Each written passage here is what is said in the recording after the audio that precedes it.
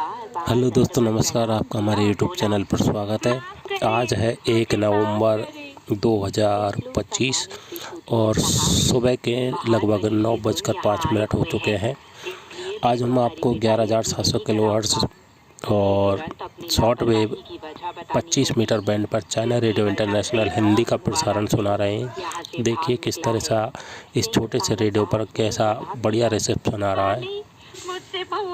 और ये देख लीजिए, मैं अभी आज इस वक्त छत पर बैठा हुआ हूँ और ये छत पे बनाया गया वीडियो है। ऊपर देख लीजिए।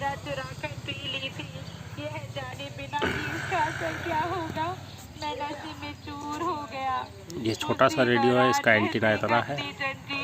अगर मैं इसका एंटीना बंद कर दूं तब भी रिसेप्शन बढ़िया आता है। वह मदिरा तो मुझे परमपिता लाओ जी ने दी थी।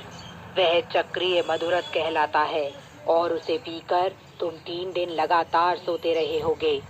सिंह को भागे हुए कितने दिन हो गए हैं? महान मनीषी वानर बोला। स्थानीय देवता से तो यह पता चला है कि वह 2 साल पहले वहाँ चला गया था, जिसका मतलब यह हुआ कि इस बात को 2 साल या उससे ज्यादा समय हो गया है। देवलोक सम्मानित विभूति ने मुस्कुराकर कहा, यह ठीक है। देवलोक के प्रसादों का एक दिन मृत्युलोक के एक वर्ष के बराबर होता है। सिंह पालक को संबोधित करते हुए उसने कहा, उठो, मैं तुम्हें माफ कर दूंगा, लेकिन तुम्हें महान मनीषी सुन और मेरे साथ मृत्युलोक में जाकर उसे फिर से पकड़ना होगा। बाकी सभी अमरते वापस लौट सकते हैं। आप में से किसी को हमारे साथ जाने की जरूरत नहीं है। देवलोक सम्मानित विभूति, सिंह पालक दास और महान मनीषी तीनों ही मेघयान पर सवार होकर सीधे बांस पर्वत पर जा पहुँचे, जहाँ 5 क्षेत्रों के शास्त्र। दोस्तों, ये रेडियो वैसे तो बहुत ही बढ़िया है, मस्त रिसेप्शन है, लेकिन इसकी बस आवाज़ ही थोड़ी कम है। जो कि इसकी मैंने अभी आवाज़ फुल खोली हुई है, लेकिन बहुत कम लग रही है क्योंकि मैं खुले में बैठा हूँ और पास में ही रोड है जिस पे कोई आते जाते साधनों की आवाज़ से इसकी आवाज़ बिल्कुल सुनाई नहीं देती है।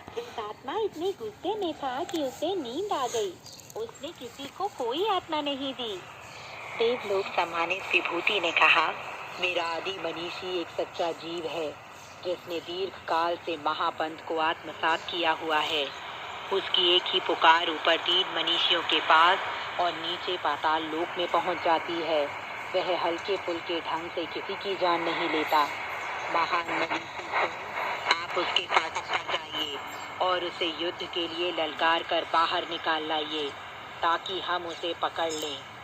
यह सुनते ही वानर गुफा के मुंह की ओर लपका। दोस्तों, इस रेडियो के पास फ़ोन को ले जाने से थोड़ी डिस्टरबेंस आती है, इस वजह से मुझे दूर से वीडियो बनाकर जूम करके दिखाना पड़ता है। इसको पास लाता हूँ तो आवाज़ तो आ जाती है, लेकिन आवाज़ आने के साथ साथ इसमें डिस्टरबेंस की जो सरसराहट है वो आ जाती है। और दूर से बनाता हूँ तो इसकी आवाज़ थोड़ी कम आती है। तो आप देखिए, बहुत ही मस्त रेडियो है ये वैसे तो। और इस वक्त जो कि सभी चैनल हिंदी के बंद हो जाते हैं शॉर्ट वेव पर, और चाइना रेडियो इंटरनेशनल का जो सुबह 8:30 से 9:30 का प्रोग्राम है वही चलता है और इसकी ज़बरदस्त कवरेज है, इसलिए ये बढ़िया पकड़ता है। और ये आपको मैं शायद पहले भी बता चुका हूँ, चाइना रेडियो इंटरनेशनल का 16 मीटर बैंड पर जो प्रसारण है वो बहुत ही इससे भी ज़बरदस्त आता है। मैं लगा कर दिखाता हूँ आपको, देखिए।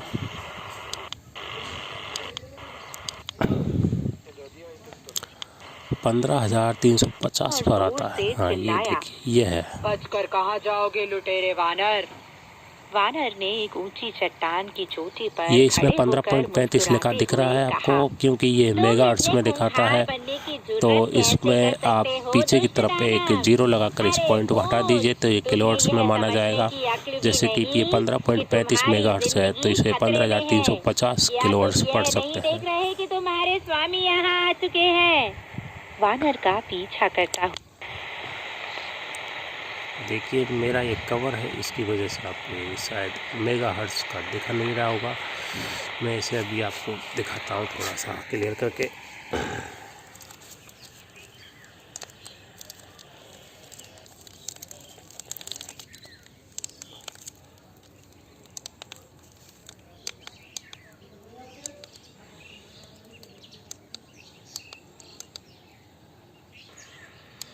हुआ बुरा भला कहने लगा। अरे ओ दुष्ट जानवर, तुम भाग क्यों गए थे? तुमने मुझे भारी मुसीबत में डाल दिया। सिंह चुपचाप खड़ा रहा। देखिए दोस्त, उसे अपनी जगह से हिलने की भी हिम्मत नहीं हुई। सिंह पालक ने मुष्टि प्रहार करना केवल तब तक बंद नहीं किया जब तक उसकी मुट्ठी थक नहीं गई। जब पशु की पीठ पर ये देखिए दोस्तों, इसके कोने में MHZ, थोड़ा सा आपको नहीं दिख रहा होगा लेकिन MH लिखा हुआ है और Z भी लिखा हुआ दिख जाएगा। ये मेरे कवर की वजह से नहीं दिख रहा है। बादलों से ऊपर उठकर वह सीधा अद्भुत ये मेगाहर्ट्ज में आती है इसकी फ्रिक्वेंसी, लेकिन बोलते टाइम जब रेडियो स्टेशन वाले किलोहर्ट्ज में बताते हैं तो आपको इसे स्क्रीन की वजह से इसे थोड़ा मेगाहर्ट्ज में लिख दिया जाता है। जैसे कि अभी हम इसमें एक पॉइंट आगे बढ़ाते हैं तो ये 15,350 से 55 हो जाएगा। देखिए ये 15,355 हो गया है और ये जैसे हटता है तो ये समझिए ये अब 60 हो गया है। जीरो के लिए इसमें ऊपर जीरो नहीं आता है, सिर्फ 0.5 आता है। ये 13,365 हो गया। इसी तरह ये देखिए इसमें दोस्तों 15,210 है। और इस रेडियो का पूरा की पूरा रिव्यू मैंने दिया हुआ है वीडियो में, आप उसमें देख सकते हैं। ये मैंने इसको कवर पहना दिया है और ये इसके अंदर बैटरी लगाई हुई है, क्योंकि ये जो रेडियो है ये सेल जो कि इसके अंदर छोटे वाले 2 सेल आते हैं आपकी घड़ी में लगते हैं, वो लगते हैं और उन सेलों को ये सिर्फ 2 दिन में ख़त्म कर देगा। आप अगर इसे 1-1 घंटे सुबह शाम चलाओगे तो कुल मिलाकर ये समझ लीजिए ये 4 घंटे से ज़्यादा नहीं चलाता उन सेल को। ये मैंने इसमें मोबाइल की बैटरी 2000 mAh की है जो इसके अंदर जॉइंट कर दी है मैंने। इसके लिए अलग से वीडियो बनाया हुआ है, आप देख सकते हैं। और इससे इसे मैं अभी चार्ज करने के बाद 6-7 दिन तक लगातार चला सकता हूँ, जबकि बैटरी में फुल भी चार्ज नहीं करता हूँ, सिर्फ इसे 1 घंटे चार्ज लगाता हूँ। छोटा वाला चार्जर है आधे एम्पियर का, 500 मिली एम्पियर का। तो दोस्तों वीडियो को लाइक कीजिए, शेयर कीजिए और चैनल को सब्सक्राइब नहीं किया तो चैनल को सब्सक्राइब ज़रूर कर लेंगे। खींच ली जाए और उसका गोश्त पकाकर लोगों में बांट दिया जाए। राजा इस प्रस्ताव से बड़ा खुश हुआ और उसे जिंदा सिंहों का वध करने का आदेश दे दिया। एक पशु को राजमहल के भीतर और बाहर के कर्मचारियों के लिए रख लिया गया। एक पशु को राजमहल के मुख्य प्रशासक और अन्य अधिकारियों को दे दिया गया और बाकी 5 पशुओं के गोश्त को 1-2 औंस के छोटे छोटे टुकड़ों में काट कर नगर प्राचीर के अंदर बाहर तैनात सैनिक और असैनिक कार्मिकों के बीच बांट दिया गया, ताकि सभी को कुछ न कुछ हिस्सा मिल सके। इस तरह लोग न सिर्फ उनके गोश्त का स्वाद ले सकेंगे बल्कि अपने मन से उनका डर दूर करने में भी कामयाब हो जाएंगे। नगर का हर घर इस घटना से बहुत प्रभावित हुआ।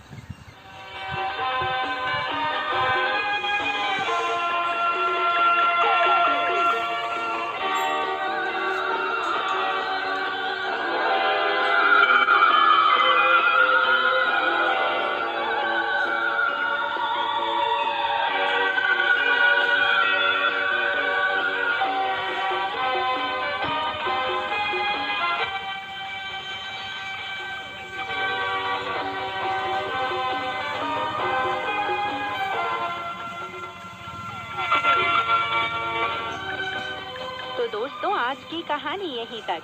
आगे की कहानी लेकर मैं मैत्री शर्मा फिर हाजिर होंगी। तब तक के लिए नमस्कार, बाय बाय।